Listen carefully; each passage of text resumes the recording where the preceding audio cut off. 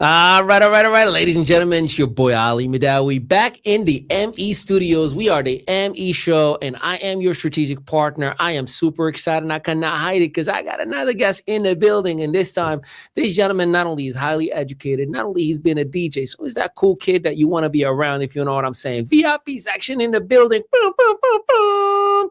Not only that, he's extremely talented with his photography and filming and videography business that we're going to dive so deep into it. But he also managed and ran a podcast for a bank, and he was doing all types of sort of programming for even a TV channel, prime time in NYC, baby. So I am so excited because I'm trying to get schooled in here. And I know for a fact you're going to get a lot of infotainment out of this. Of course, information with a whole lot of entertainment. Now, of course, stick with us because you know your boy always hooks you up. Today, we're going to be giving a 4-night, 5-day vacation, all-inclusive Mexico lodging, food, and drinks. That's right. The only thing I can cover for you is your taxes. Of course, it's illegal for me to incentivize you. It's like when you win a car or you win lottery, they say you got to cover your own taxes. Same exact thing. The other thing is, whenever you're ready to travel, up to a year from now, just take care of your flight. We'll make sure that we take care of everything else for you. So, ladies and gentlemen, give a whole lot of beautiful love, virtual love, and ladies, chill out. He is taken to the one and only Carlos, aka DJ Los. I had to do that. What's up, my guy? Oh my goodness, what is up? What a proper introduction that was. I was not expecting that. Well, you so promised dinner, so you know we had to get into it. First and foremost, there's a lot of people who hear these introductions, but they don't know there's a story behind the story. You've worked extremely hard. You are, like myself, a son of immigrants. You had to figure out your way into living in a what was once upon a time a stranger of a country, culture, giving up everything that we are to become Americans, essentially Americanized into this culture. Yet we still hold tight to who we are and what makes us who we are.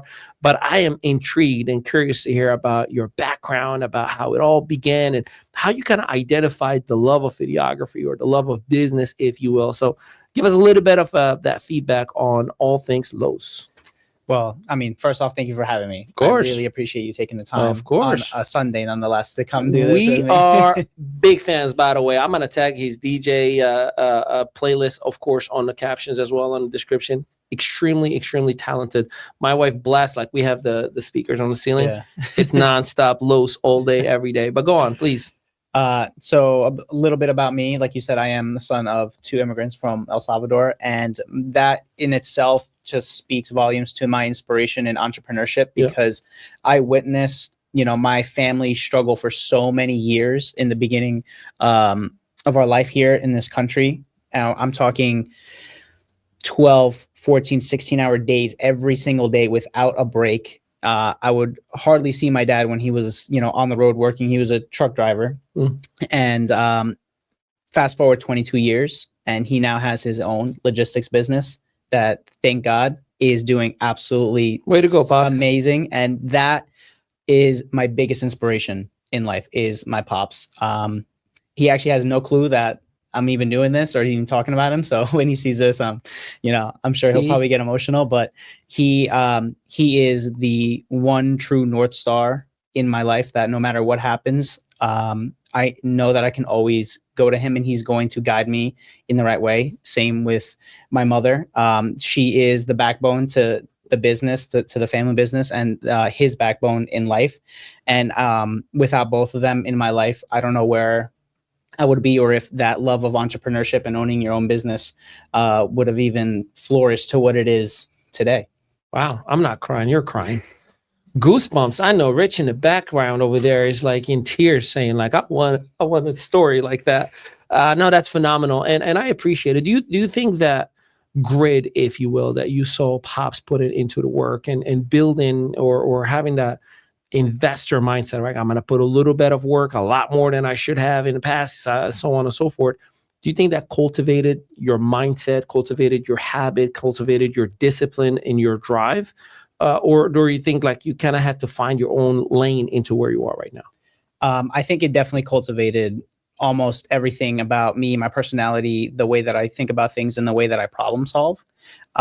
Because when you witness your parents grind and struggle in every aspect of life, you know, financially, in their marriage, right, because of financials, just like real world hard shit, right? Like, and you watch them come out the other side of that so much stronger and happier because of their perseverance. Thanks. That is what cultivated everything that I do. It's what drives me to this day, every single day, because there are some days, and I'm sure you know, it's very hard to get up in the morning, you know, because of whatever you have going on in life. But the one thing that is a constant is thinking about my parents' struggle and their perseverance. And I know that if they can do it, I know that I can do it. Yeah, no, without a doubt. So you went to high school and then college. You actually played sports as well. Tell me a Yes. little bit about that high school and collegiate experience. So high school and collegiate experience, I played soccer my entire life. And it was actually the only reason I got into school, because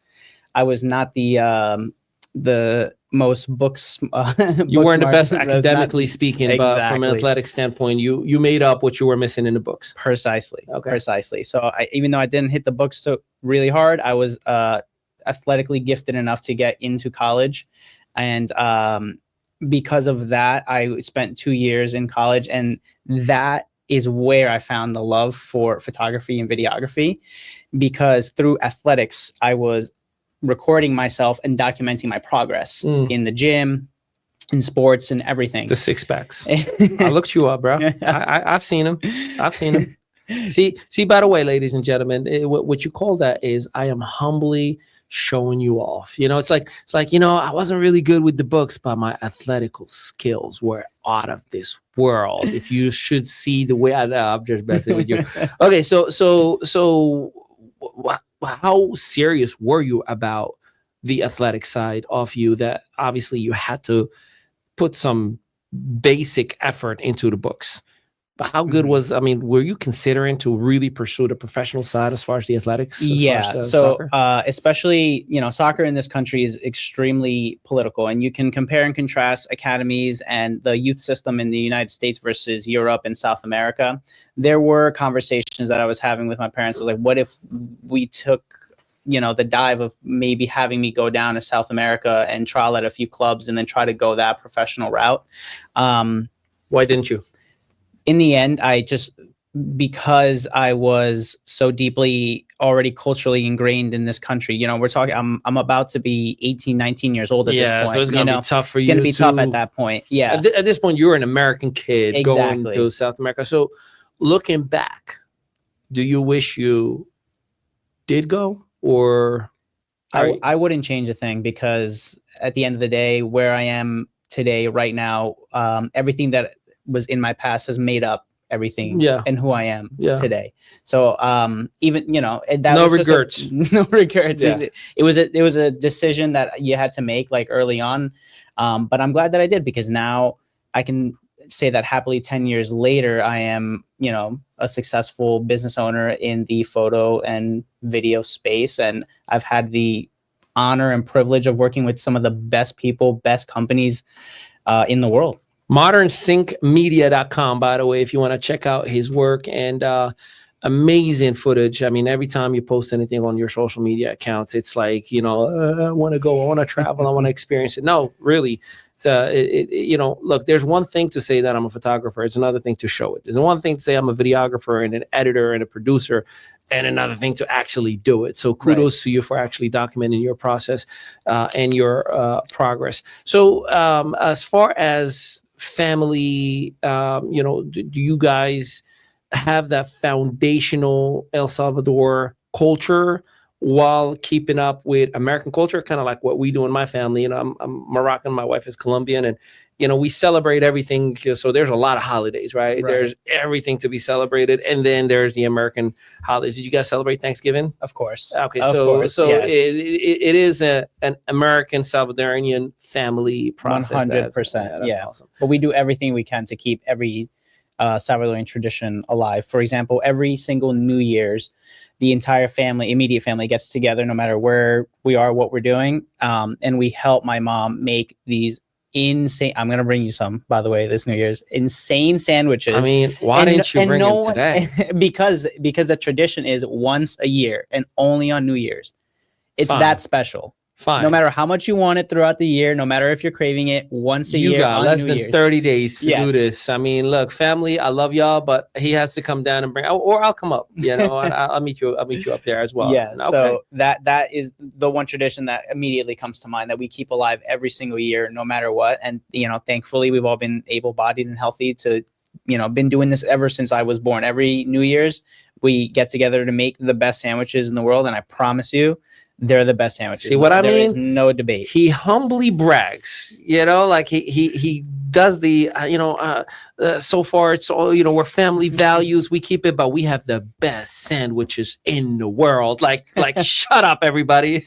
Isn't there like a beef with Colombia or Venezuela or some country about, was it pupusas or arepas? Yes. So El Salvador and Honduras have beef because they. When you say beef, like about food, they're claiming specific. They're claiming. So obviously I'm biased, but it's 100% a Salvadorian food. But Hondurans will claim that it's from Honduras, or the origins are from Honduras.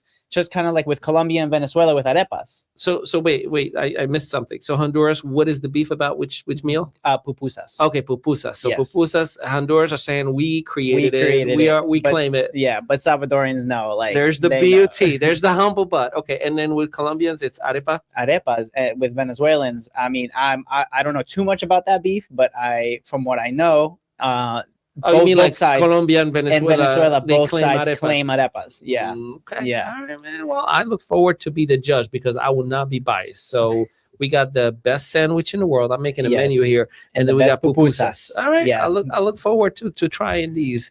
Well, look, with your permission, I want to take a quick break. We got to pay some bills, and then when we do come back, I want to dive into the talent, the skill, and then the practicality of how you operate within your world of photography and videography. So stick with us. We'll be right back.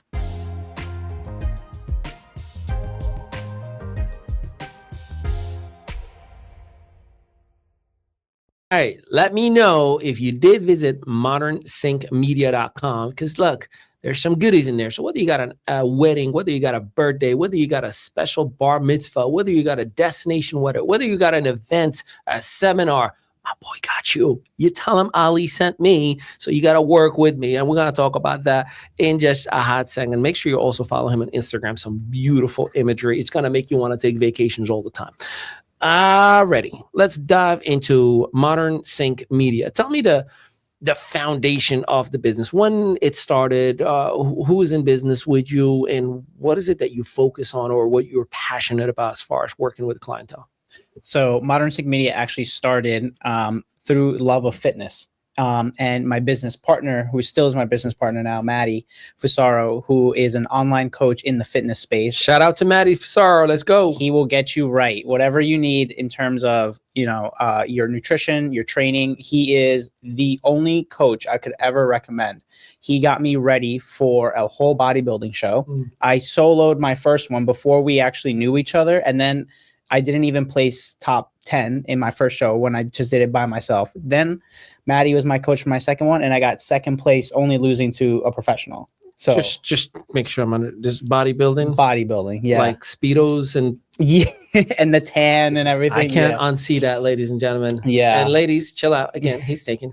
I'm taking a moment because I've seen the six packs before, but I don't think you've posted. You don't have it anywhere right now on your gram. No. Yeah. It's a little off brand now. When I say I went down top to bottom and I did my homework, okay. It's a little off brand now to be posting shirtless pictures. I get it. I get it. But that is where the love for photo and video started, because I was recording my progress. I was documenting my entire journey of getting ready for a bodybuilding show. And then that's where I discovered the love for the camera. I realized that I'm actually having much more fun being behind the camera instead of being the subject in front of the camera. I totally connect with that. Now, you did spend some time working on primetime TV. I did. Tell me a little bit about that experience. So that experience, I was about my third year in college, and I'll back it up even a little bit before. So third year in college, I had an opportunity to actually live out in LA for an esports organization. So I was documenting a professional Counter-Strike team in LA for a few months, and I was 17 at the time. And you handled the camera or sound? What part? Everything. Wow. I was DP. I was the editor. I was the social media guy. I was everything in that organization. They were slaving you, bro. Yeah. but think about it like this: you're 17 years old and you have a one-way ticket to LA. I get it. You just want to get it all and live the glitz and glamour, right, of that lifestyle. And it was a very foundational and I discovered a lot about myself through that experience. It really showed me how to adapt in any type of environment, right? I was living with like 7 dudes in a house in LA and basically kind of filming reality TV stuff for social media. And that was what was absolutely popping back then in the YouTube space for esports. So I was doing that for a few months. And with that experience, I came back to New York with a hefty portfolio to show. Yeah. And then through that portfolio, I actually started working in primetime television for and it was interesting how you got picked up, because you really weren't supposed to be in that role, but somebody looked at your resume and was like, hey, if you're willing to, I'm willing to take a shot on you. Yeah, right? So I actually do want to shout out Bernardino Rosario. He was my boss at Telemundo at the time for a show called Adictivo. So I'll never forget this, because he said something along the lines of like, when I went to his office, I knew an intern there and she got me in the door. And he said, and he saw my work, he saw everything. He goes, I don't care that, you didn't fully finish your college degree or anything. You're not decorated with the titles of college. He's like, I don't care, but I see how hungry you are, and your work shows, how talented you are. So I would really love to bring you on. And you spent what, a year, 2 years? About a year. About a year. Yeah. Doing that in working in TV. And again, that was the foot in the door with working with the United States Navy, like Spanish celebrities, like really big things that kind of made your eyes like go wide. And for the red carpet events, I was gonna say, for those who don't appreciate the intricacies and the amount of details that you need with such high value celebrities and whatnot. Like, look, 3rd tier, 4th tier podcasting is like, all right, if I mess up, I can edit it, and like I got Adobe and everything can be cleaned up, right? But when you have $100,000 state of the art production for a 5-minute interview, you better get it right? Like, so and that, to my point, it adds a lot more value in what you're doing today with your clientele that you have. I would assume that you still maintain that very same standard and same eye to details that you've done. Of course. And, in that point, I still, you never stop learning. But in that point in my career, I was developing that eye for detail, because when things go out on TV, it's kind of like exposing yourself, right? Your work is being exposed for literally thousands and hundreds of thousands of people to see. So that really helped me develop my eye for detail, that I think a lot of people in the event space talk about, that creative eye, the eye for detail, which is important, but they don't have that background that I do in television that just trained that eye for detail a little bit differently. So I do have to ask for the uneducated, because there are a lot of us out there. A lot of people, hate to say it, influencers, right, disrupt what you do with cell phones and applications and filters. But there is a huge difference in a final project and a product, right, when it comes to using the right equipment versus just an iPhone. Right. Talk to me about, or educate me about the risk to rewards for somebody who's like, wow, I don't got to spend money. I can do it by myself with a cell phone. Because look, I've had that selfish thought myself in the past as well, until I got to experience a professional, producer and production. And then when the final product, I was like, whoa, like this is what I want it to look like every single time. Yeah. So please help me educate for those who don't understand. Like, you may think you got it figured out with a cell phone, but what makes it more different with the right person behind the camera and the right equipment as well? Well, I think I just want to touch on the good side of cell phones. I love that there is such a low barrier to entry, Sure. right, in the space. And I think even though everyone can be considered a photographer with a cell phone or a videographer or a filmmaker with your cell phone, if that is the best camera you have. And I love that thought, because I was also once that kid that I was, working at a restaurant. I was working at Abercrombie and Fitch, just saving every single dollar I had to try to get this equipment. That one camera. That one thing that One I lens. thought was going to make me a better filmmaker. Yeah. And I made that mistake of, okay, now I have this piece of equipment, but what's the story I'm trying to tell, right? So you can have minimal equipment or the best equipment, but if you don't have a story to tell, you're not really doing anything.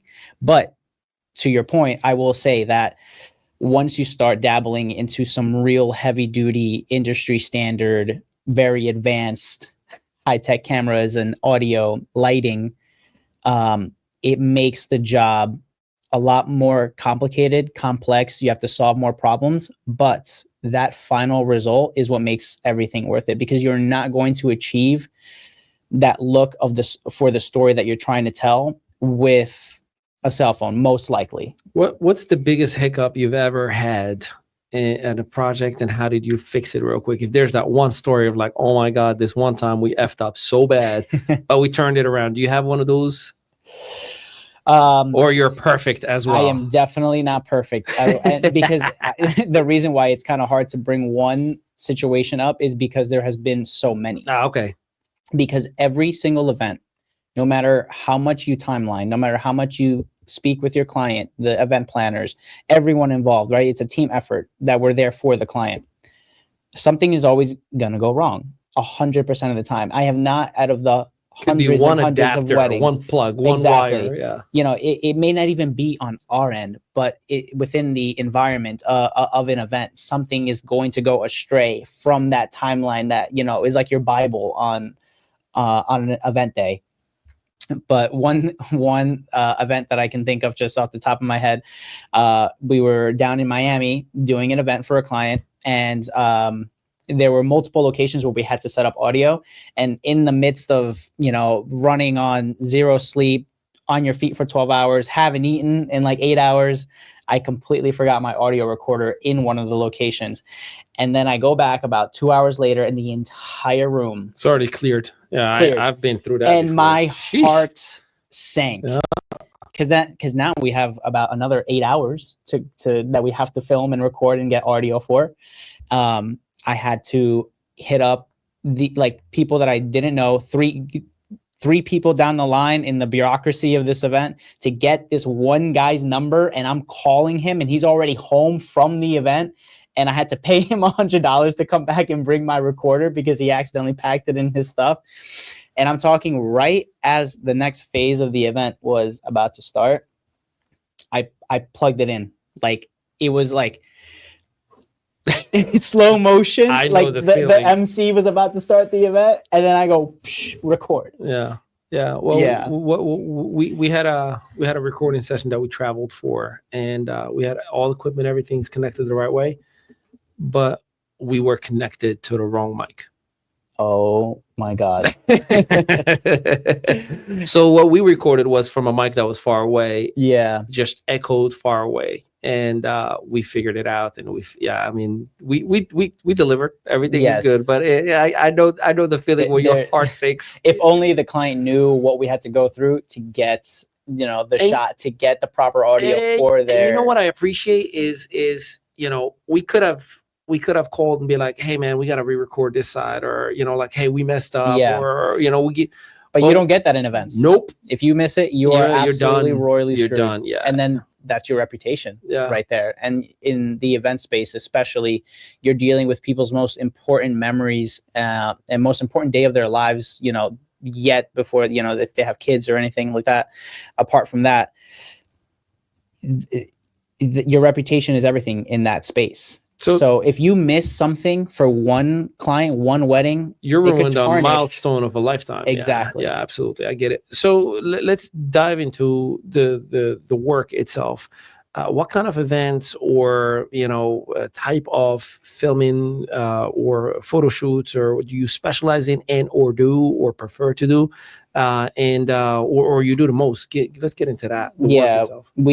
we primarily specialize in weddings, bar mitzvahs, sweet 16s, usually in the luxury high-end space. So when I say like sweet 16s, I tell people, think of like my super sweet 16 from MTV back in the day, right? Those huge, massive parties.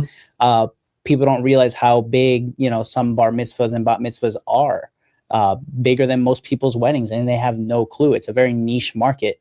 And then weddings, obviously, we know, can be royally huge and, very some weddings expensive. can go to 6 figures plus. Way plus 6 figures, 7 and we're figures. talking average. And we're talking 7 figures too. It is primarily the market that we cater to, but that does not mean that we don't cater to smaller events as well. We have teams ready to shoot any type of event, and we always try to accommodate most types of budgets. Yeah, but and that's important. The last 4 to 8 years have kicked a lot of people's butts financially speaking. You have inflation and whatnot, so it's important to understand that.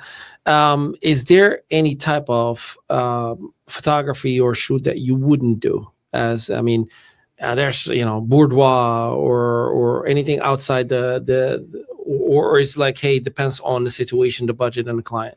It definitely just depends on the situation, client, and budget. There aren't many things that we wouldn't say no to, but obviously that's kind of, I don't want to put that out there. And we get some crazy requests. So you still evaluate the client, not necessarily just the project itself. If it's the right client with the alignment in the core values, you would consider. Every client gets a bespoke experience. Every client is priced out differently because every client has different needs. Every client needs different amount of coverage, has different expectations and visions for their content, whether it's photo or their video. So we price based on that. Some people want the world and then some, and others are just like, listen, I just kind of want you to show up and just capture the day and do your thing and it's a little more lax. And I'm curious on, one of the things that we get obviously different businesses, entrepreneurs, different people want to come in the hot seat, but I tell people all the time, like, look, you can't ask me for, Don, Perrier for lack of better words for a budget of Bud Light, if you want a high-end champagne, you got to get high-end champagne budget, right? Exactly. Do you find it sometimes that you have individuals that they have this humongous vision, but they don't have the budget? And how do you kind of manage the expectation of like, look, I get what you want. I really, really do. And I want to give you the best of your vision. But unfortunately, you can't have all of these things. And here's like, how do you manage that? So I try to curve expectations because thankfully at this point, we've built up a portfolio of, like bottom of the totem pole type of coverage that we can offer versus like the very, very best that we can humanly cover. Right. So, if they want a giant array of services for, a lower tier budget, I show them like, look, I understand, like you said, I understand what you want, and we're going to try to accommodate this vision, but with this budget in mind, this is what we can do. And then I show them that example. So I can show them an example of a 1-shooter event versus a 3-4 shooter event. I can show them an example at, the exact venue that they're going to get married at. I can show them an example of us doing a destination wedding or a shoot, anything like that. So thankfully, because of the portfolio that we've built, I can show them the different types of experiences and the expectation that they can get. What is the best client or venue or event that you've shot? So, and I know there's one under NDA. You can't really talk about the who part, but there's one particular event that comes to mind that we got flown down to Florida to do, and it was for a politician's family members. You can't talk about it. Can I talk about it? No, it's an NDA. You can't talk about it. I definitely can't. We can't say names, but it was probably the most arguably one of the most famous politicians in the world. Yeah. And he had a family member who was having a wedding, and it was like the biggest wedding bash of the year. Would you consider ton of it publications for picked your it up. own experience like the best wedding you've ever seen kind of put together, or you've seen more lavish? Because I mean, you are in the Yeah. high end space, so Right. I think I've seen more lavish compared to this one. But I would say the amount of hoops that you have to go through security wise Yeah. and security clearance wise. And did you have to get clearance and background checks and whatnot? Wow. Of course. Yeah. Whenever you deal with government officials and politicians, the level of security clearance is pretty high. I bet. And I'm talking, so just like the level of And this is 2 years security. ago, right? This was around 2-3 years ago. COVID was still kind of still lingering around. Yeah, but to this particular person, that didn't matter. Yeah.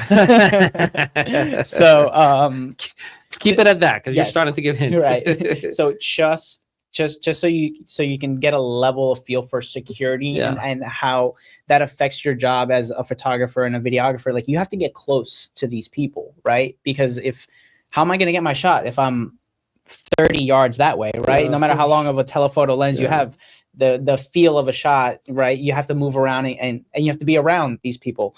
So if you can think of it like this, where there was this was the welcome party to this event, and then the guest of honor comes in, and there is someone literally 3 rooms lengths away that way, looking the other way, didn't even know that this person entered the room, but just casually had his hand in his pocket, just looking the other way, talking to somebody. Security comes up from behind this man, physically pulls his hand out of his pocket and says, "Do not put your hands in your pocket," while you're in the same room Yeah. as this person. Right. So imagine that. And then me with all this camera gear, fancy equipment, fancy yeah, equipment. yeah. And I'm moving quick. I'm moving fast. Like, I'm always keeping my head on a swivel, and I can see that all this security detail is like looking straight at me. How Like, long of a shoot was that? This was a 2-day event. Wow. 2-day event. That's Yeah. a lot of 2 days straight. scrutiny and craziness to get it right too, right? Yeah. And then with multiple 24-hour edits turned around.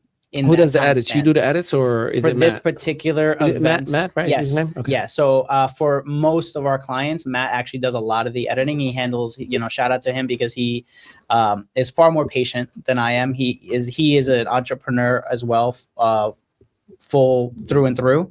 And for this particular event, though, I was down there with the team, and I had to kind of bite the bullet, and the client requested a 24-hour edit of this welcome party the night before the actual event was happening. So we got home at like 11 p.m. from this event. We have to be up at 6 to then start filming the actual event. And from 11 to 3 in the morning, I was sitting there editing the 24-hour edit, and then did the whole event the next day, and then did it all over again. And you just proved my point. This is the part that most people don't understand. That's how much it goes into creating that magical 1 to an hour and a half video that you're seeing. Like, oh my God, this was the best wedding ever. Yeah. No sleep, No sleep. Yeah, no, it's phenomenal. I get it, and I respect it. Well, look, I'm excited because we do a lot of events, and I look forward to possibly doing some work with you, doing some work with Matt as well, whether here in the country or abroad as well. So, if you're okay with it, we'd definitely want to send some people your way. Of course. As well. But hey, you stick around with us. We're going to take a little bit of a break. And remember, we're giving away 4-night, 5-day vacation to Mexico, all inclusive. All you got to do is subscribe. You got to make sure that you turn on those notifications, and you got to follow Los on Instagram. I'm going to make sure that it is on the description. If he tells me, hey, there's some new followers, I'm going to hook you up with that 4-night, 5 days, because this is what we do. We support one another. All right, we're going to take a quick break. I'll be right back.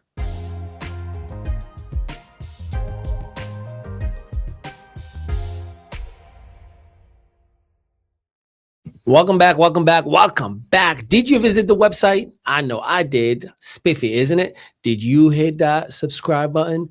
Did you hit that follow on those Instagram accounts? See, if you did all those three, I'm gonna hook you up 4 night, 5 days Mexico, all inclusive lodging, food, and beverage. Of course, taxes and flights are on you, but it's about $3,000 of a giveaway that I'm giving you right now. And oh, by the way, because it's the holiday season, if you want to take another party with you, you want to do like a two couples kind of a thing, your boy got you. Just let us know, or he's gonna let me know once he gets that follow.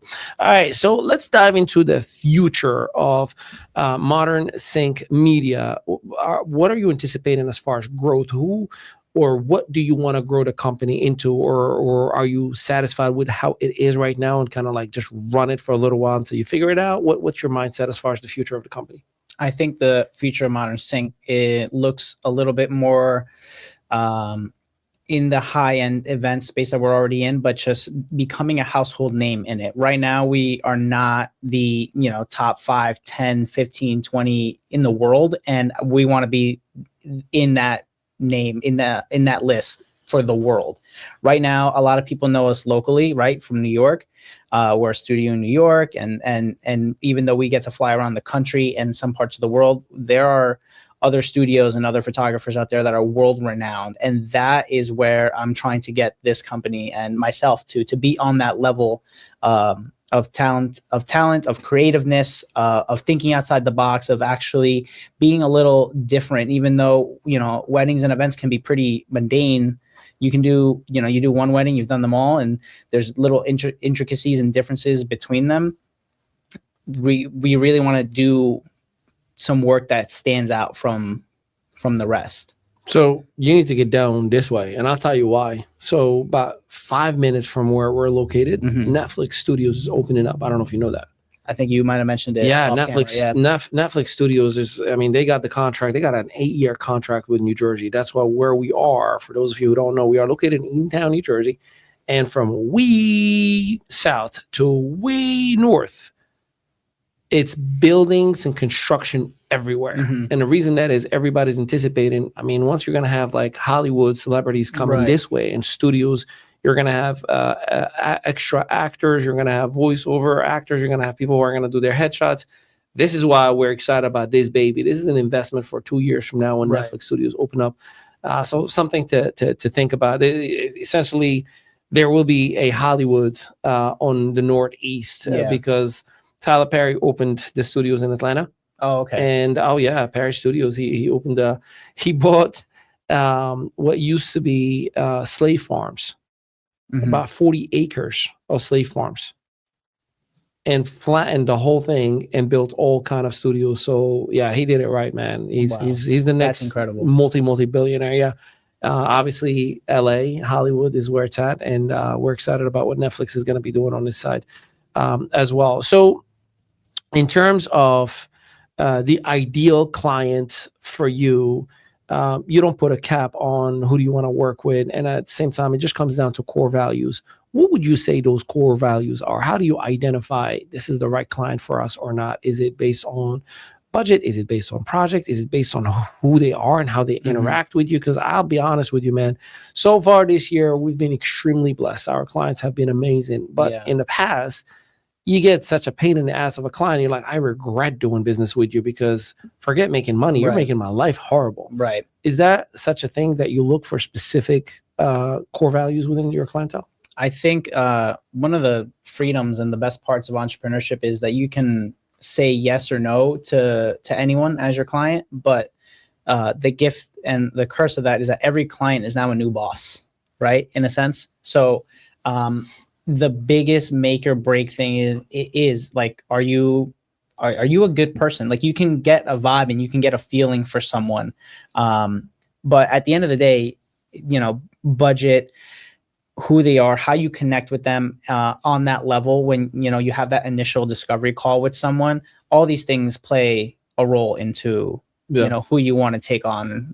But it's rare that we would turn someone away because, in this space, thankfully, there are so many great people. There's so many amazing people. I've met some of the best people I've ever met in my life. And, I did an event just before I came here.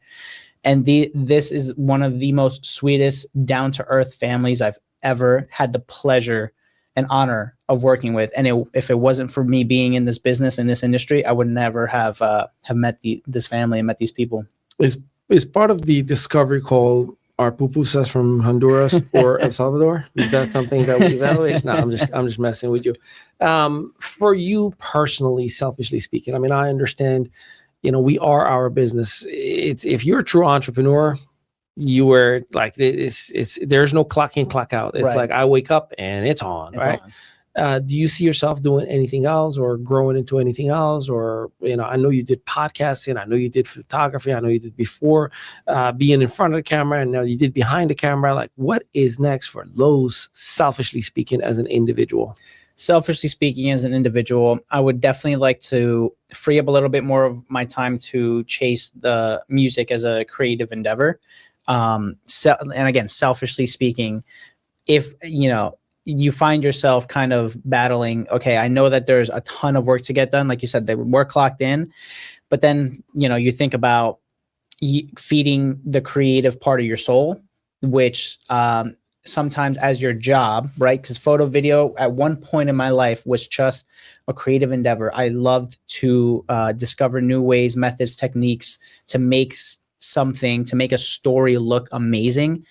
And now it's about, when that is 100% your source of income and it's your business, it's your job, it's your lifeline, you view it a little differently as just kind of a creative endeavor and feeding that creative part of your soul. Now music has become that part of my soul that just makes me feel good whenever I, lay down a track or I'm DJing and you're in the flow. It's such a feel good feeling that I miss from, not having the pressures of having photo and video be your full source of and your only source of income. What's your take from a musician or an artist standpoint on AI created music? I mean, Rich and I were jamming to his music every single week, and he'll just drop a couple of prompts, and then, AI platform will make a whole album for us to listen to. Right. What is your take on that? Because look, I think I've done music, and I've recorded a lot. I got many mixtapes out there that I've done. That's my BC life, all right. But I would say it pisses me off. Like, damn, you took the whole concept of molding and creating, right, and you just press a button and a prompt, and you're like, I got a full album. Yeah. Like, what?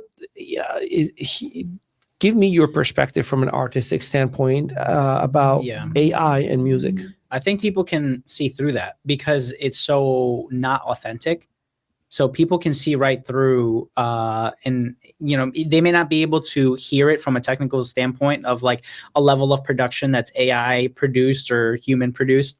But I think that, what's the point in that? Because we make music for it to be heard, and we make music to express ourselves. I think to be felt, right? To be felt, exactly. So it's not really. I feel like it's kind of losing all feeling in that sense because, like I just said human before, element. Exactly. I just said before, this feeds the creative part of my soul. That does nothing for me, in terms of doing that. Do you think there are artists out there, and this is again conversations that Rich and I have offline? Do you think there's like actual primetime artists who use AI and get a whole track laid down for them, and they just tweak it a little bit and say, "This is my new original song"? Because I think it's 100% going in that direction. That's for example, sick. One of the biggest sample libraries, especially for house, techno, even hip hop, rap, every type of genre, Splice.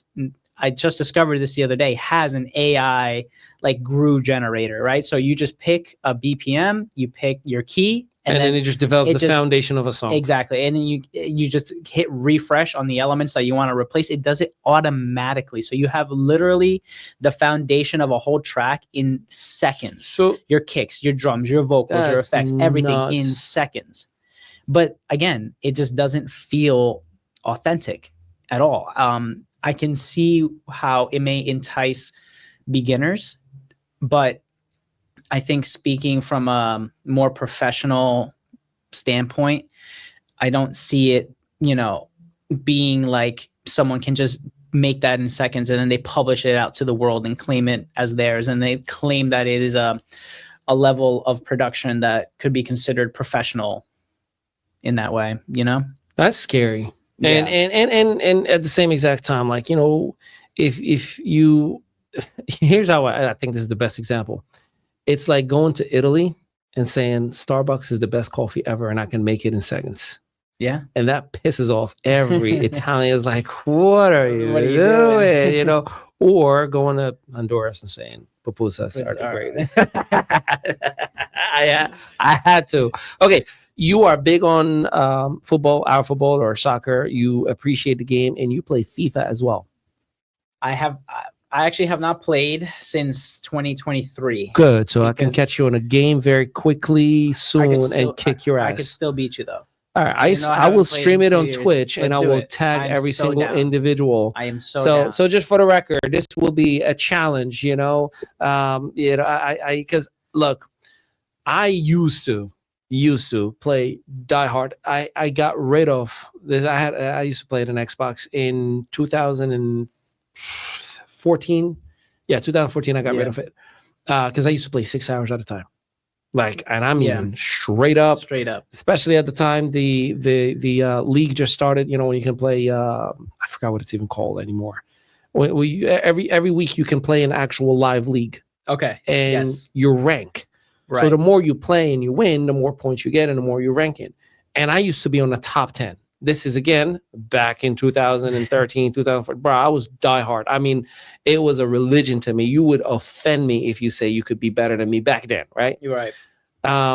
With our beautiful little son Sebastian, and you know, he's 7 and almost half now, and you know, we got a PlayStation couple of, you know, like 2 years ago, and FIFA came back into my life, so I still got it, and I would love. I'm like that retired, but once upon a time was the GOAT, who is a little bit slower, but he can still have a good time and show off. That's me right now. So a little washed, but you can still teach Sebastian a thing or two. You know, this is that humble show off. I didn't say I'm washed up. I said the former GOAT, he's just a little slower. GOAT. AKA washed. GOAT, greatest of all time, ladies and gentlemen. All right. Well, so look, for anybody who may have an event coming up soon, whether soon is 3 months from now or soon meaning, you know, 2026, what is your message for that individual with what you do? What is your call to action, if you will, and your invitation to that person? And look in camera 7 over there and let them know. I would say if you're looking for a bespoke experience with a studio that is willing to work with all different types of people, budgets, events, no matter what it is, we were always going to try to find some sort of solution for you and accommodate you in any way, shape, or form that we possibly can. And we're just very excited and looking forward to work with you. And there you have it, ladies and gentlemen. We are super excited. This is the first, but certainly not the last time we're going to have Carlos in the building, a.k.a. Los. We are going to hook you up as well for that very same vacation. And if you need more than one suite, you just let us know if you want to go with a crew. We absolutely are going to take care of you because you're the GOAT right now for us. And Thank you. you know, no, genuinely, I really appreciate that. We appreciate your music. With your permission, we're gonna put the music in the album itself. Yeah, because I need your permission in order to put it in there, but we'll promote that as well. Make sure you visit his website. Make sure, definitely 100%, you hit the Instagram account that we're going to be putting on the description, and we're going to put all the different links that he's going to allow us to, and connect with Carlos, whether you are an entrepreneur, whether you are newlyweds, ready to have that incredible event, bar mitzvah, whatever you got. My boy got you right in here. My name is Ali Midawi. Huge shout out to Rich Tomes behind the controls, our chief production officer. Huge shout out to Maritza. I love you, baby girl. She's the president of the ME Studios. She's taking care of all the bills for us. And I'm your host, your strategic partner, Ali Midawi. Until next time, peace out, everybody.